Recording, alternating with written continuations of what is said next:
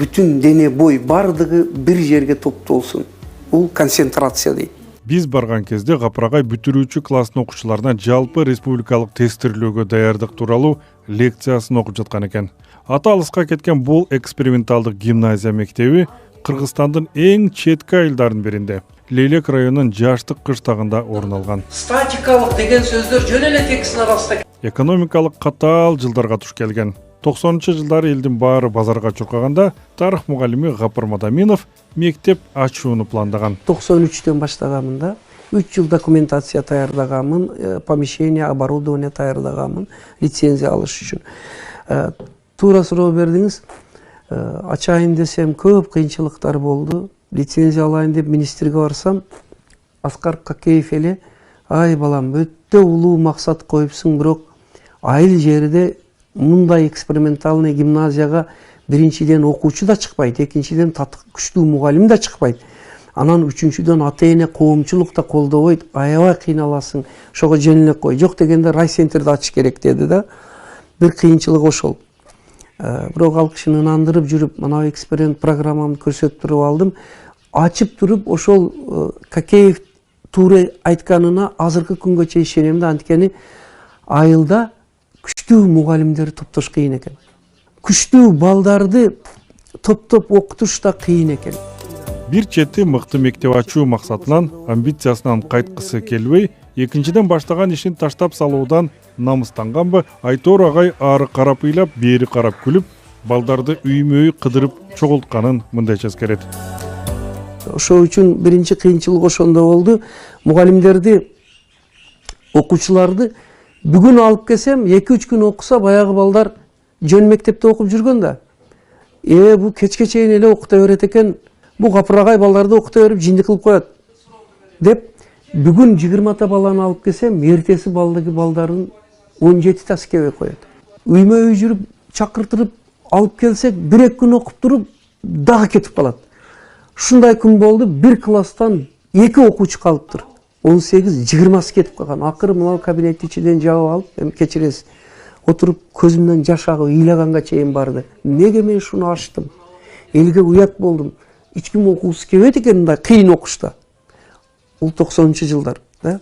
Бардыгы бая мектебиңди ташта, алып сатар досума жандоочу бол, семичке сат, пул тап деген заман эле. Кээде бир кылдар тамашалап айтат, Дүйшөн агайдын эле ишини кылыпсыз деп. Анан эшик каккылап, ошо келбей койгон кыздын баланын үйгө барабыз. Бир-экта жанагы окуучумду ээрчитип алып, кызыңызды жөнөтүп коюңчу, уулуңузду. Бул гимназия, инновационный мектеп. Өтө жакшы билим алат. Кийин мындай окуйт десем, көрөбүз да, өрүк баргек болуп атат. Өрүк терсини андан көрөсүз, кечкече окутат, башы ооруп атат деп эшикти тарс жаап койгондо дагы көздөн жаш алып. Али мен мындай көркөм сөз каражаты катары эмес, суроо бергениңиз үчүн башымдан өткөзгөнүмдү айтып атам. Мына 60 жылдык арка достуктун үйлөргө барып чыккам. Көбүнчө анан уялгандан түндө барат эдим. Анткени эшикти тарс жаап койсо, күндүз күнү бирөө көрсө осол болосуң да, ошого анан түндө барып тыкылдасаң, эшигини каттык жапсам эч ким көрбөйт деп, түндө барып. Ал мындай жөнөкөй Гапыр Мадаминов мамлекеттик казынасы аңгырап, мугалимдер маянасыз калган мезгилде мектепке балдарды акысыз жылуу тамак менен кызыктырганын, ал үчүн ага-эжелер талаага чыгууга аргасыз болгонун айтат. Биз 96-97 мынау гимназияны ачкан жылдарыбыз 6 айда 1 айлык алат элек. Ол көп мындай адамдар мектептен кеткени ошол жылдары болгон. Анан аны дагы акчалай бербестен материал, тазик, бизде вин совхозеде винону берип сатып, элестетиң, мугалимдин айлыгыга вино берип сатып ал деп. Анан арпа, буудай, силос, кашек берип, мынаны сатып айлык кылып алды. Анан ал жылдары тамак кыйын эди, адамдар мындай арпанан жеп калган, кыйналган, эгер уккан болсоңуз. Ташбалтаев деген жакшы адам, ушу совхоздо директор эди, ошо киши менин идеямды колдоп, Гапыр, жакшы ишти баштадың, бирок кыйналып атасың. Ошо балдарыңды кызыктырыштын бир жолуну мен айтайын, неме десем, ыстык тамак уюштур келет деди. Анын үчүн неме кылыш керек десем, буудай эк деди. 2 гектар жер берди, Байдыла деген завхозум экөөбүз. Өмүрүмдө мен сүлүктүү шахтердин баласымын, шахтада иштеген адамбыз. Ömrümde egin ekкен эмесмин. Анан эшегимди минип алып барып буудай эккенбиз 2 гектарга. Ошо буудайды анан тегирменге апарып тартып, ол жерде ошо буудайдын али Шерали хандын чаргыга окшоп ошо буудайды илип койгонмун. Анан ошол ол ыйык буудай. Биринчи эккен эгибиз. Onu yegip, anan tegirmenге апарып тартып, анан ошонун атала, хамыр кылып, суюгаш кылып берсек, анан ел бая тамактан кыйналган убак үчүн анан балдарыны бере баштады. Ыстык тамакты акысыз кылып бергенибиз үчүн. Ошентип анан тартып алганбыз да балдарды. Дүйнөлүк деңгээлде улуу иштерди жасай турган балдарды чыгара турган. Педагогикага ашкере берилген Гапар Мадаминовдун 15тен ашуун китеби жарык көргөн. Ошондой эле бир нече окуу программалары учурда өлкөнүн ар кайсыл бурчунда мектептерде өтүлүп жатыптыр. Алардын арасында жада калса автору күтпөгөн мыкты натыйжа бергени Энелер мектеби деп аталган усулун айтсак болот. Бул программанын жардамы менен педагог ата-энелерди билим берүү тармагына тарта алган. Ушу менен азыр 20 жылдан ашык энелерди окутуп келатабыз. Ал программада. Эми энелер эмне үчүн энелер мектеби деген сурооңузга жооп берейин. Мага ушу сурооду Бишкекте, Ысык көлдө, Нарында чакырышат. Жалал-Абадта, Ошто дайым суроо берет. Эмне үчүн энелер мектеби деп. Алгач эме кылдым, анан тамаша менен жооп бердим. Көрсө үй бүлөдө бардык нерсе албетте ата баш болот, бирок чечүүчү эне экен да. Балдар энеден алат экен. Анан ошо эгерде энелер жакшы тарбия алып, таалим билимдүү болсо, адептүү, ыймандуу болсо, балага ошол түздөн түз өтөт экен да. Ошол үчүн биз бул эмени энелер мектеби деп атадык. Азыр ал эне мектебин окуп бүткөндөрдүн балдары медакадемияны бүтүп, врач, главврач, зам главврач, педиатр, терапевт болуп иштеп атат. Бая ага чейин биздин билим сапатыбыз начар эди. Эне мектебини ачып, эне мектебини окуткандан кийин пропорционально симметрикалык түздөн түз балдардын билим сапаты диаграммада көтөрүлдү да. Буга өтө чоң маани берип, анан ошо азыркы күндө анан программаны жазыш аздык кылат экен. Ошо энелер үчүн анан кийин ушу китепти жаздым. Бул китептин аты ата-энелер сиздер үчүн. Бул 0 жаштан бала бойго бүткөндөн баштап 18-20 жашка чейин баланы тарбиялоо, азыктандыруу, ден соолугу, билим берүү, билимге кызыктыруу. Эми эгер эне базарга, байлыкка, кийим кечеге, модага кызыкса, баланын жан дүйнөсү жакыр болуп калат экен. Хот ол евроремонт үйдө жашаса дагы. Ал эми эгер эне билимге, илимге, улуу инсандарга, хадистерге, адабий китепке кызыкса, ыймандуу, таалим тарбиялуу адам болсо, түздөн түз балдарга ошол өтөт экен да, чечүү сен экен. Мен муну өтүп жүрө берипмин. Кийинчерээк бир Пакистан Ислам академиясын бүткөн Сүлүктүү шаарынын имамы болгон Молла Артык деген бар. Ал менин иним бир отуруп айтат: "Ооба сиз туура кылат экенсиз" дейт. Эмнеге десем, Кур'ан-ы Каримде, хадистерде бар экен. Эне бул медреседир деген сөз бар экен дейт. Эне мектеби дегендин сакралдуу, сырдуу мааниси бар. Бардыгы энеден. Эне оңолсо заман оңолот. Эне оңолсо коом оңолот. Эне оңолсо турмуш оңолот. Кудай кааласа, ошол үчүн энелерибизге өтө катта маани берип, ушу мектепти ачып келатабыз. Биз ушул сөз болгон энелер мектеби деги эле эксперименталдык мектептеги билим берүү ыкмалары тууралуу айрым энелер менен катар окуучулардын пикирин уктук. Өтө чоң өзгөрүү болду менде. Алдың биз билгенибизди дагы жеткизе албай, туура айта албай, ошентип тартынып жүрчүбүз да. Ушул агай менен сүйлөшүп, баарлашып, эне мектебинен окугандан кийин ачылып, бүт сырларыбызды тартынбай айта турган болдук. Анан билимге кызыгуубуз өтө күчөдү. Мен окугандан кийин менде өтө чоң өзгөрүүлөр болду. Ушу эң биринчи өзүмдүн бүт кемчиликтеримди оңдоп, өзүм билим издеп окуп, анан балдарымды тарбиялай баштадым. Ошондон бери балдарым ошо гимназияда окуп, 5-класстан өткөн Зейнеп кызым Ош университетинде барып 5 жыл окуп, ошакта бүтүп келди гимназияны окугандан кийин. Анан ошо уулум 1-класстан барган уулум Бишкекте окуду. Эме улуттук университетинде 5 жыл окуп келип, азыр Москвада ошо информатикада иштеп жүрөт. Программист болуп. Ошол Onun энелер мектебинин натыйжасы балдарыма эмес, неберелериме дагы тийди. Ошол чоң кызымдын баласыга ошо агайдын бүт китептерин алат элем, берет элем эми силер окуга депчи, балдарым бүткөндөн кийин. Алар окуп, азыр ошо биттен неберем эмеде окуйт. Германияда окуп иштеп атат.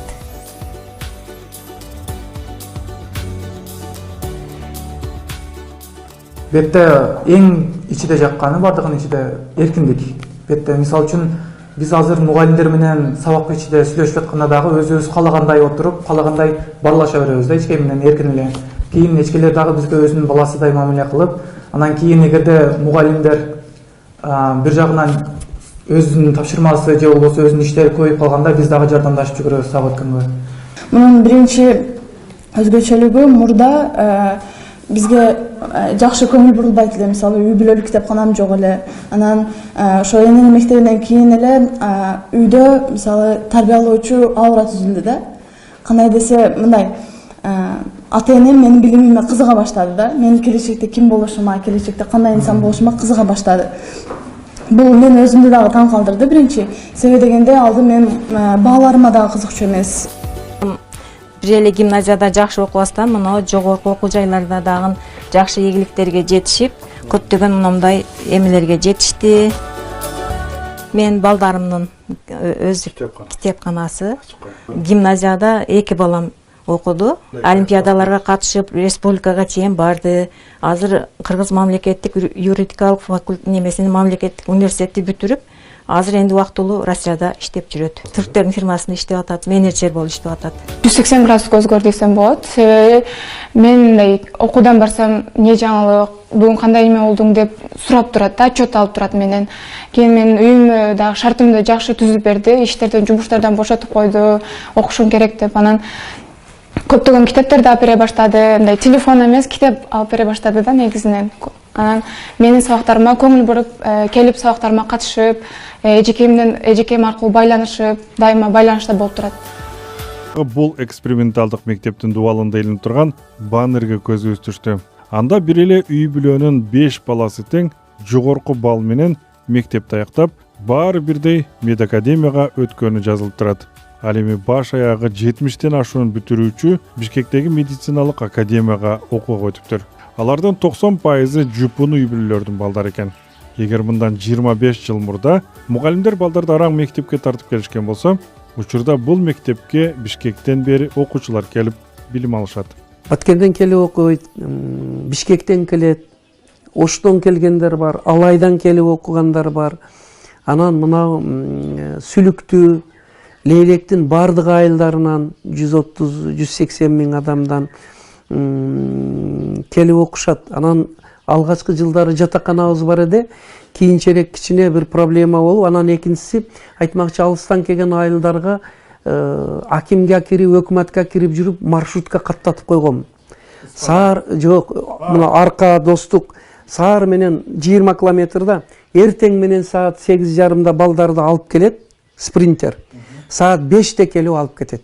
Уже бул жагы шаардын эмес сервисиге эле окшоп калды. Ошо анткени качествоны көрүп бир жылда балдар 99% бюджетке өтө баштагандан кийин илгери эч ким келип үйүнө барып жалынса, мен да азыр келип талашат эми биздин балабыз жерде. Кудайга шүгүр элибиз түшүнүп калды баркыны.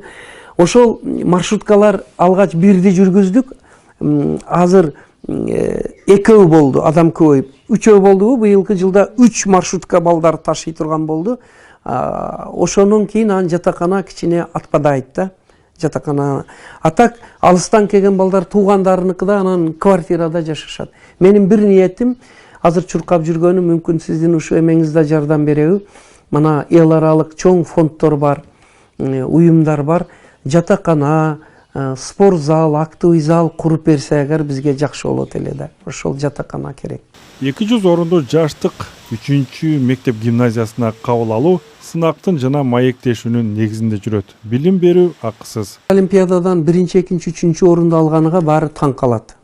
Түрк лицей эмес экен, Сапат эмес экен, платный эмес экен, кантип 200 бала окуган, тем более Тажикстан менен границадан келиптир.